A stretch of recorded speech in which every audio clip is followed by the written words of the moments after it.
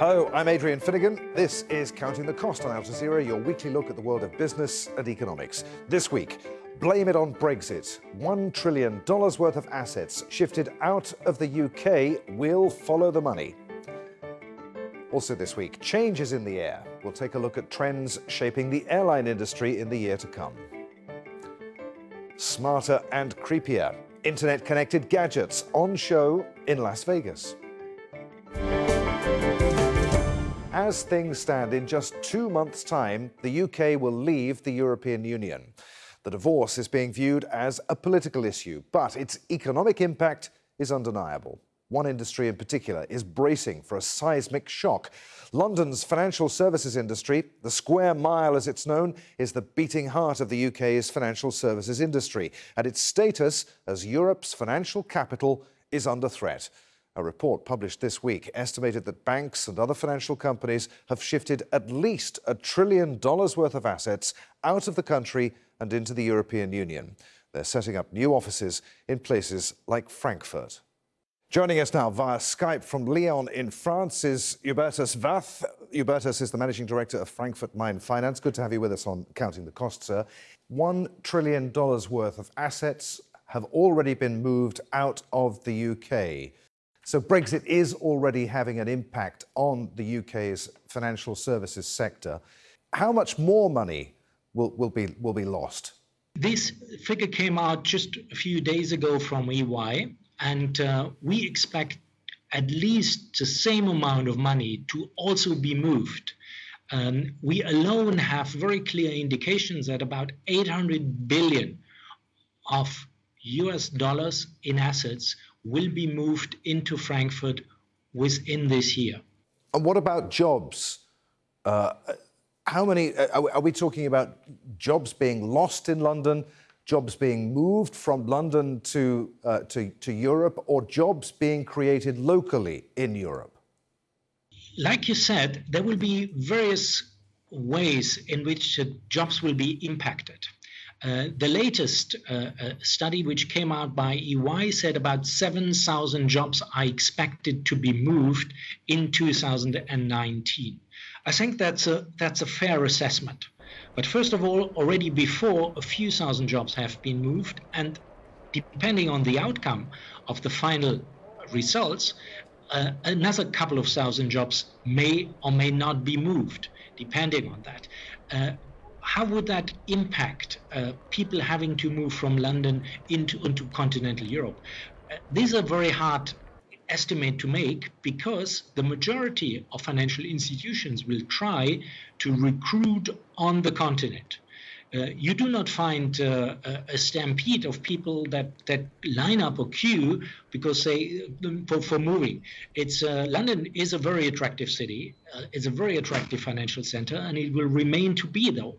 So most people will very likely try to stay there, and it will be only a minority that would make consciously the decision to move.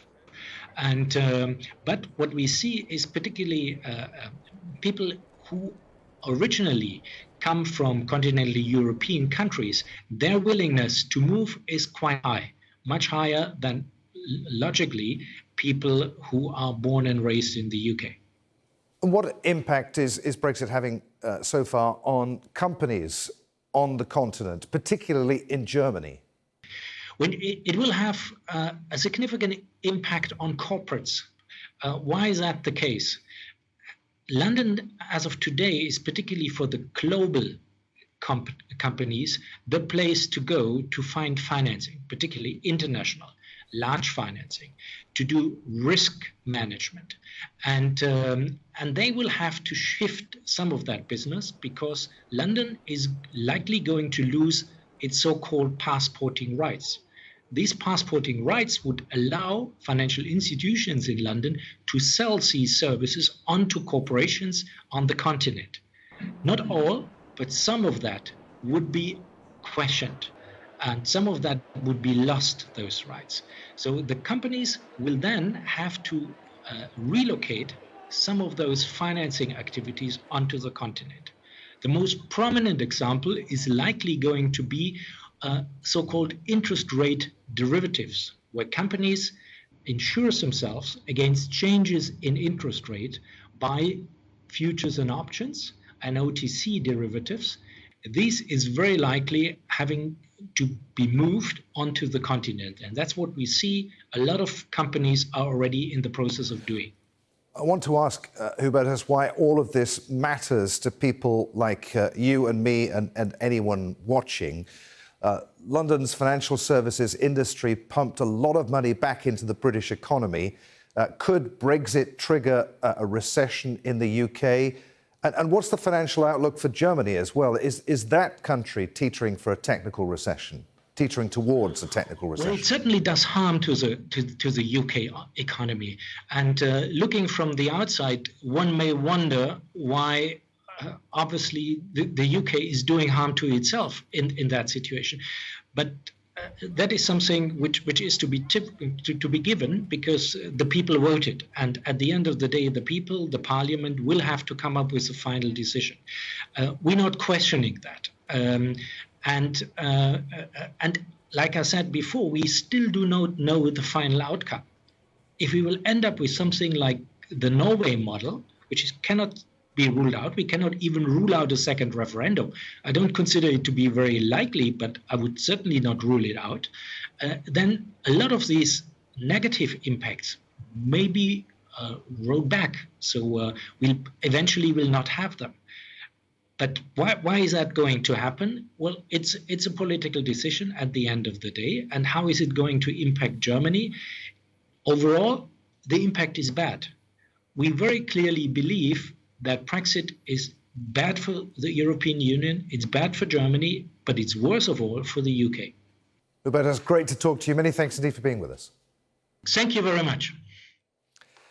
Well, European medical professionals are also facing an uncertain future if they remain in the UK. Al Jazeera's Lawrence Lee reports now from London on what impact that's having on key services in the health industry.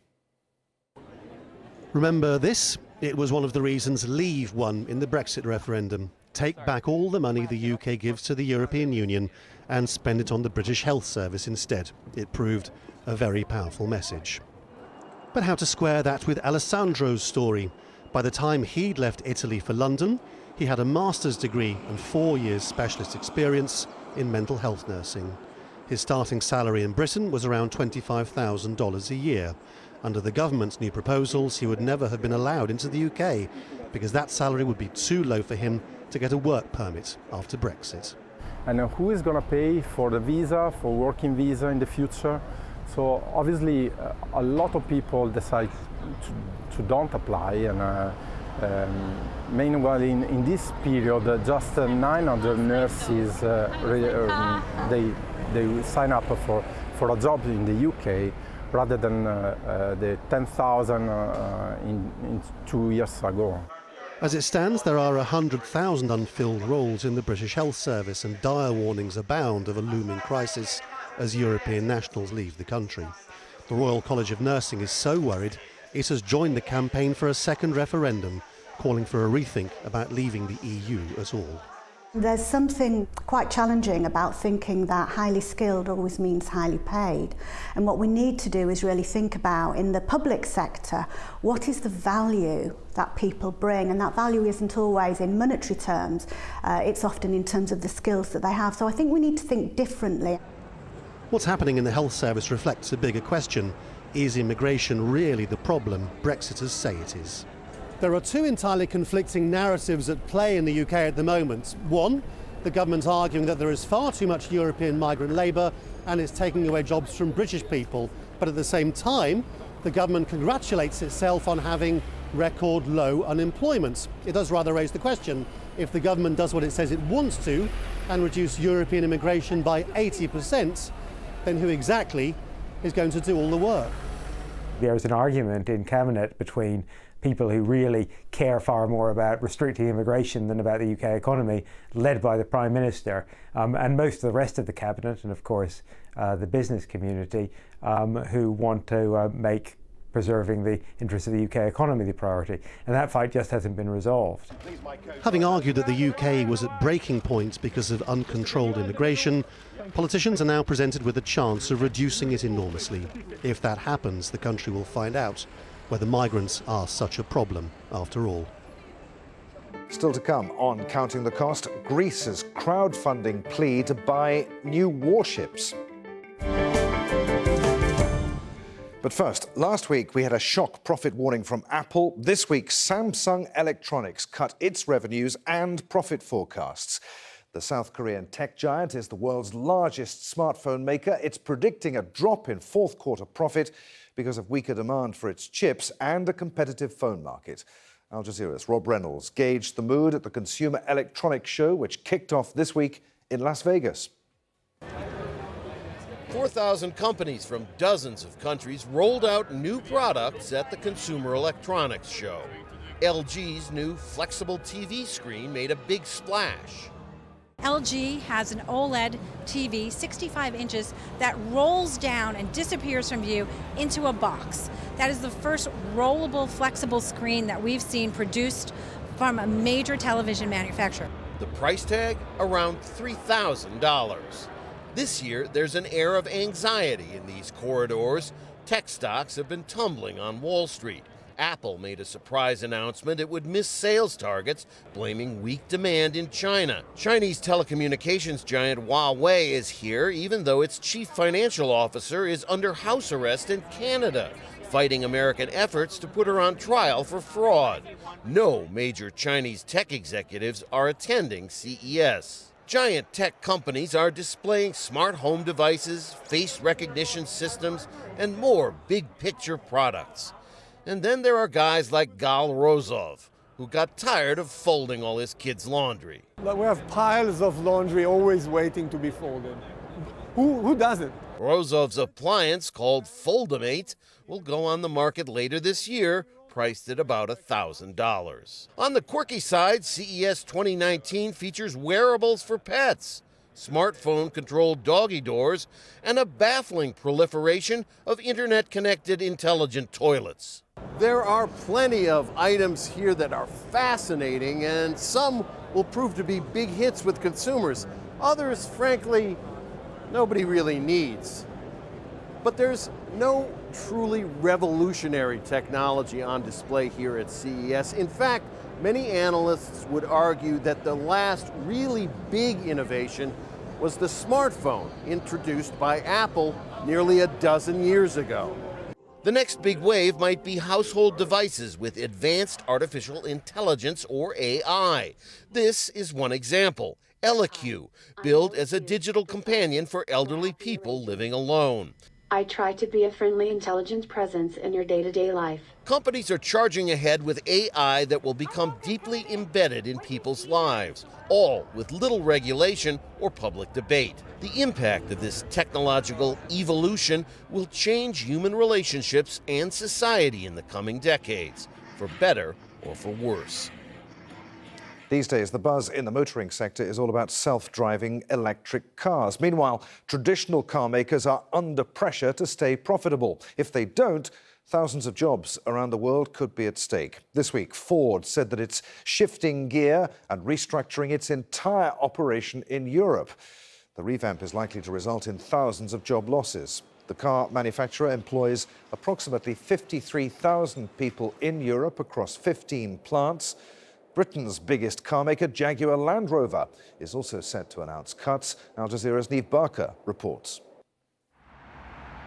It is the country's biggest car maker, employing more than 40,000 workers in the UK. But Jaguar Land Rover's in trouble. It's struggling to turn a profit. Reviving the luxury brand's fortunes means cutting jobs. 4,500 are expected to go. Most are in management and marketing. Some production jobs may also go. The company's been hit by a perfect storm of problems. Sales in China, one of Jaguar Land Rover's biggest markets, have slumped. Trade tensions with the US have led to a fall in consumers making big purchases. The company's also been affected by a falling global demand for diesel cars, 90% of Jaguar Land Rover's production. And at home, there are big worries over the UK's competitiveness post-Brexit. The company says a bad exit deal could cost it $1.5 billion a year. The government's promising to help those who have lost their jobs. It is a brilliant, skilled workforce. It's a real asset to this country. And whatever the terms of the announcement, we will do everything that we can to make sure that they can find jobs that make use of their really valuable skills. This isn't the first blow to Jaguar Land Rover's workforce. The company, owned by India's Tata Motors, already cut 1,000 temporary contract workers at its plant near Birmingham. It also recently announced it would move all production of the Land Rover Discovery to a new plant in EU member Slovakia, employing 3,000 people. Jaguar Land Rover has been forced to streamline.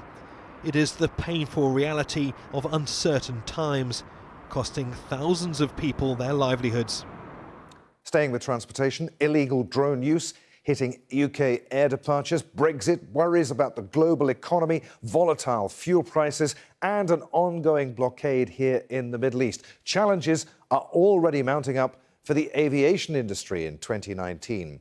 The International Air Transport Association, nevertheless, predicts that more of us will want to travel by air in the year ahead.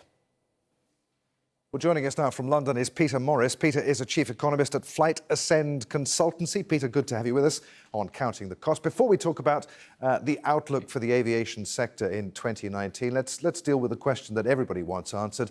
The cost of flights, are they going to go up or down in 2019? One of the key drivers behind that is what fuel prices are going to do. And at the moment, it looks like fuel prices are going to be lower in 2019 than 2018. So other things being equal, you'd expect some reduction in price. What impact is Brexit, in whatever form Brexit eventually takes, likely to have on the aviation sector within Europe? Well, I think I go back to what Eurostar said to a parliamentary inquiry in 2016 when they were posed the question, what are the positive elements that occur from Brexit for transportation to and from the UK? And they said bluntly, there are none. And I would reiterate that from an aviation point of view. In fact, it's a complete disaster from the point of view of the regulatory front, where the UK has been involved in the European Common Aviation Area, and now would have to take rules from that rather than be part of the rule-making process. You've got all the issues about a decline in demand following the devaluation of the pound, and ultimately air transport follows where the GDP growth is. And all the forecasts show that Brexit is going to have a significant impact on the UK GDP, which will mean less demand in and out. All right, let's take a look at an established market, the US, and the outlook for aviation in 2019 there, and a fast-growing market, China. Well, they're two ends of the spectrum, really, in terms of the kind of development phase. So you're seeing in China those something like 10 to 15% growth in traffic has occurred for the last decade or so. And inevitably, that has meant that various pressures have come on as regards infrastructure, as regards the stability of the individual airlines, but then that's consolidated to some degree. And you've carried on seeing that desire to travel, which particularly follows the GDP. At the other end of the spectrum, with all the issues that have happened in the US regarding security and the problems of now travelling short distances, it starts to become easier to drive or video phone or whatever it is. And that has dampened the gearing between GDP growth and the actual growth in traffic. And it's a mature market, in other words. And at the other end of the spectrum, you've got a dynamic growth market in China. So you're almost seeing the whole spectrum there to some degree. The question is what the next iteration in North America is, because North America, in a sense, has given aviation to the world in terms of either A, deregulated business models, or B, getting there first and the sheer size of that market. So you are starting to see a tailoring off of growth of around 4 to 5% rather than the 6 to 8% you're seeing generally around the world. And nonetheless, you're seeing half the profitability of the entire aviation business is coming out of North America with less than 20% of the traffic. So it sort of brings home that consolidating business model has been good for shareholders, and I think we have to debate just how good it's been for consumers at the same time. Here in the Middle East, of course, the blockade on Qatar continues. That's hurt not just Qatar Airways, but all of the Middle East carriers. What's the outlook in 2019 for Middle East carriers?